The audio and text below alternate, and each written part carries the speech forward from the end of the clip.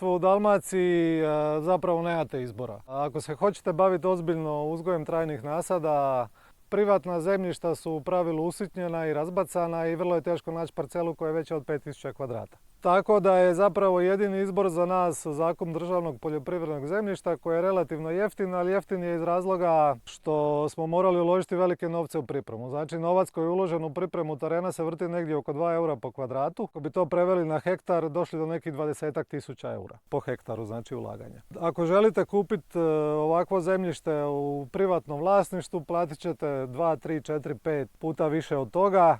I onda je samo pitanje na isplativost se zapravo odgovara samo, a to je da je zakup u Dalmaciji uvijek povoljniji od vlasništva zato što je cijena zemlje špekulativno visoka zbog turizma i svega onog što turizam nosi, a poljoprivreda ne trpi cijenu zemljišta nikakva, čak ni najbolji vinogradi ne trpe cijenu zemljišta od 100.000 eura po hektaru.